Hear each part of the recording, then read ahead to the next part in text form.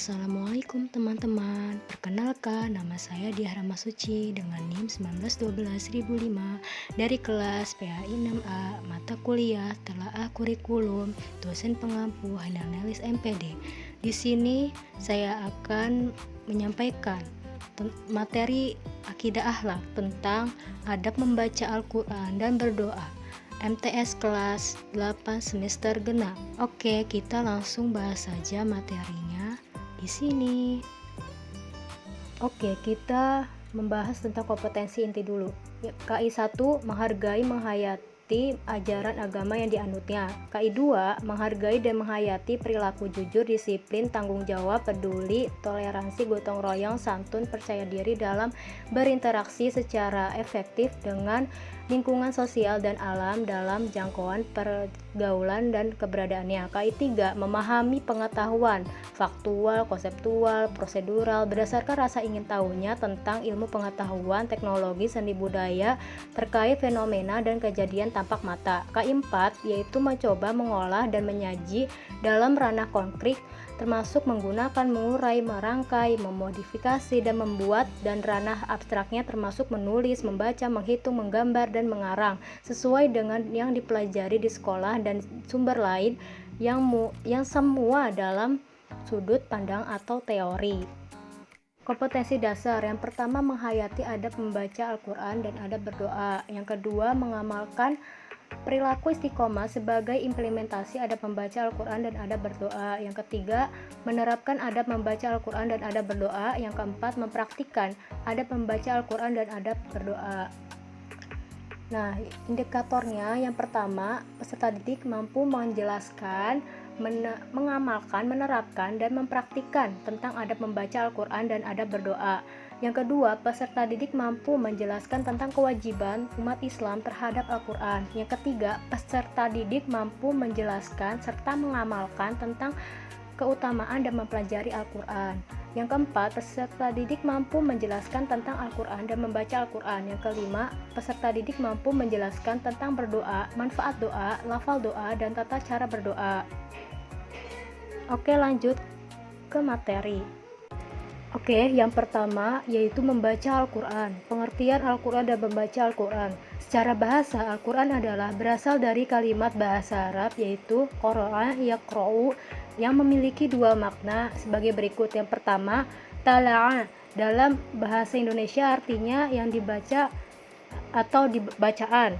Yang kedua, jam'u dalam bahasa Indonesia diartikan kumpulan dari berbagai macam kabar dan hukum. Sedangkan secara syarat Al-Quran adalah kalamullah yang diturunkan kepada Rasulnya dan penutup para nabi yaitu Muhammad SAW yang diawali surat Al-Fatihah dan diakhiri surat An-Nas. Allah juga telah menjamin Al-Quran yang agung ini dari perubahan, penambahan, dan pengurangan ataupun pergantian sebagaimana yang telah Allah jelaskan di dalam Quran surat Al-Hijr ayat 9. Allah bersabda, Bismillahirrahmanirrahim. Inna nahnu nazzalna dzikra wa inna lahu lahafizun. Yang artinya, sesungguhnya kamilah yang menurunkan Al-Quran dan kamilah yang memelihara dan menjaganya. Membaca Al-Quran dibagi menjadi dua, yaitu tilawah lafzihi, yaitu membaca Al-Quran dari segi lafal-lafalnya. Tahapan ini mesti dilalui bagi pemula, orang yang baru mengenal Islam ataupun anak-anak, yaitu mengenal atau mengetahui makhrijul huruf, tempat keluarnya bunyi huruf dari lisan, sifat-sifat huruf Al-Quran, serta mempelajari hukum-hukum ilmu tajwid yang semuanya berguna agar bacaan atau tilawah yang dilakukan menjadi bagus.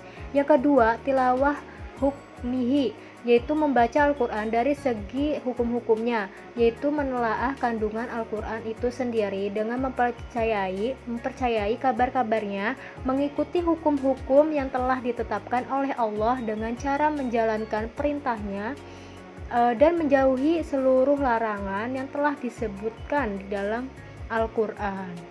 Yang kedua yaitu kewajiban umat Islam terhadap Al-Quran. Yang pertama, terhadap Al-Quran. Konsekuensi seorang mukmin terhadap Al-Quran adalah mempelajarinya, membacanya, sekaligus mentadaburinya untuk mendapatkan nasihat dan pelajaran yang ada di dalamnya, karena salah satu sifat Al-Quran sebagai mau'izah, nasihat dan pelajaran, sebagaimana firman Allah di dalam Quran Surat Yunus ayat 57 sebagai berikut.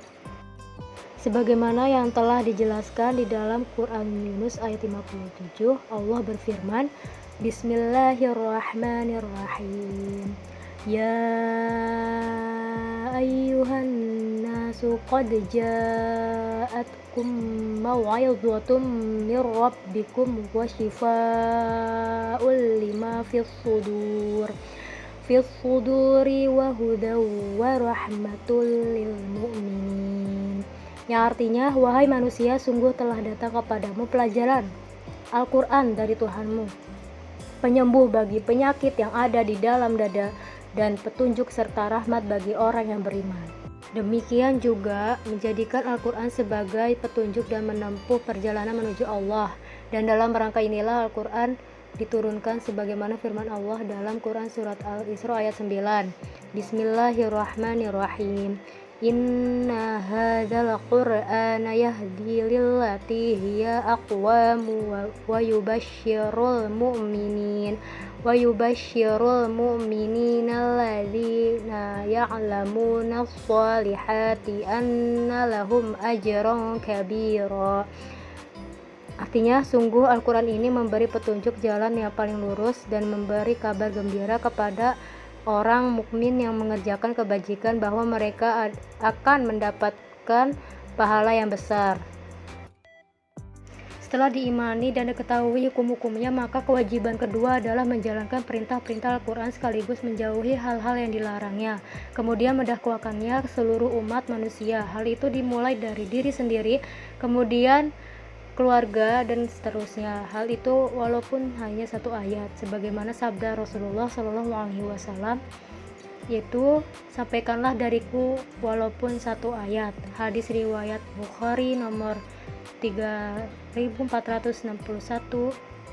Yang ketiga, keutamaan membaca dan mempelajari Al-Quran. Yang pertama itu termasuk insan yang terbaik. Orang yang mempelajari, mengajarkan, dan mengamalkan Al-Quran termasuk insan yang terbaik, bahkan ia menjadi ahlullah, keluarga Allah. Yang kedua, mendapatkan syafaat pada hari kiamat. Orang yang membaca Al-Quran akan mendapatkan syafaat dari Al-Quran pada hari kiamat nanti.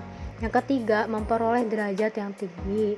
Shahibul Quran akan memperoleh derajat yang paling tinggi di surga.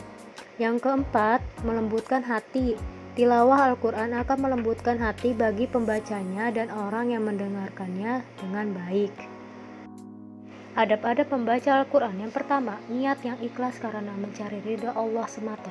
Dalam membaca Al-Quran, setiap muslim hendaknya mengikhlaskan niat untuk Allah semata, karena membaca Al-Quran termasuk ibadah, sebagaimana sabda Rasulullah SAW sebagai berikut.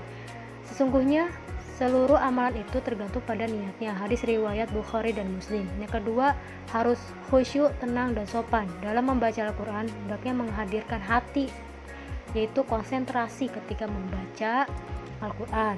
Khusyuk, tenang, dan sopan, berusaha terpengaruh atau terkesan dengan orang yang sedang dibaca, dengan memahami, menghayati, atau memikirkan tafakkur atau tadabbur sebagaimana tujuan utama dalam tilawah.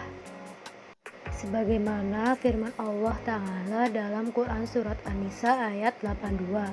Bismillahirrahmanirrahim. Afala yatadabbaruna al-Quran. Artinya, maka apakah mereka tidak memperhatikan Al-Quran? Tilawah Al-Quran hendaklah di tempat yang suci, terutama di masjid, sebagai upaya memakmurkan masjid. Dilarang membaca di WC atau tempat-tempat yang tidak pantas untuk membaca Al-Quran yang suci. Yang keempat itu membaca doa istihadzah.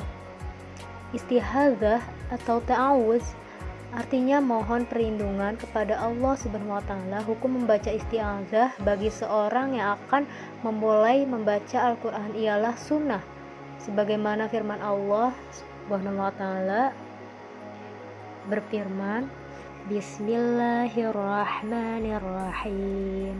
Fa'idza qara'atal Qur'ana fasta'idz billahi minasyaitonir rajim. Artinya, maka apabila engkau Muhammad hendak membaca Al-Quran, mohonlah perlindungan kepada Allah dari setan yang terkutuk. Quran Surat An-Nahl ayat 98. Atau bisa gunakan kalimat bacaan istihazah, yaitu A'udzubillahi minasyaitonir rajim. Aku berlindung kepada Allah dari godaan setan yang terkutuk. Yang terakhir, membaca Al-Quran dengan tartil, sebagaimana firman Allah Subhanahu wa ta'ala berfirman dalam Quran Surat Al-Muzammil ayat 4. Bismillahirrahmanirrahim. Auzid alaihi warattil Qur'ana tartila. Artinya, dan bacalah Al-Quran itu dengan perlahan-lahan. Menurut bahasa, berdoa berarti memanggil, meminta tolong atau mohon sesuatu, sedangkan doa menurut syariat Islam adalah mohon sesuatu atau memohon perlindungan kepada Allah Subhanahu wa ta'ala dengan merendahkan diri dan tunduk kepadanya. Yang kedua yaitu manfaat doa. Yang pertama, terhindar dari keputusasaan. Yang kedua, terhindar dari sifat sombong atau takabur. Yang ketiga, menjadikan hati menjadi tentram dan tenang. Yang keempat, merasa dekat dengan Allah. Yang kelima, Allah menyediakan tempat yang mulia di sisinya. Sebagaimana dalam firman Allah dalam Quran Surat Al-Ghafir ayat 60, Bismillahirrahmanirrahim. Wa qala rabbukumud du'uni astajib lakum innalladzina yastakbiruna an ibadati sayadkhuluna jahannama dakhirin. Yang artinya, dan Tuhanmu berfirman, berdoalah kepadaku, niscaya akan aku perkenalkan bagimu, sesungguhnya orang-orang yang sombong tidak mau menyembahku akan masuk neraka jahanam dalam keadaan yang hina. Ini adalah berupa gambaran lafal doa dari Quran Surah Al-Baqarah ayat 127-128. Tata cara berdoa. Yang pertama, dimulai dengan pujian terhadap Allah SWT dan salawat kepada Nabi Muhammad SAW. Yang kedua, dilakukan dengan serius sambil mengangkat kedua tangan. Yang ketiga, membaca doa hendaknya khusyuk dan dengan suara pelan. Yang keempat, mengulang-ulang doa dengan merasa tidak pernah putus asa kalau doa itu belum dikabulkan. Yang kelima, dilakukan dengan keadaan suci. Yang keenam yaitu memahami makna dari doa yang dibaca. Ini adalah gambaran dari evaluasi yang kita sudah pelajari berupa pertanyaan. Silahkan dibaca. Ya, semoga bermanfaat. Billahi taufiq wal hidayah. Wassalamualaikum warahmatullahi wabarakatuh.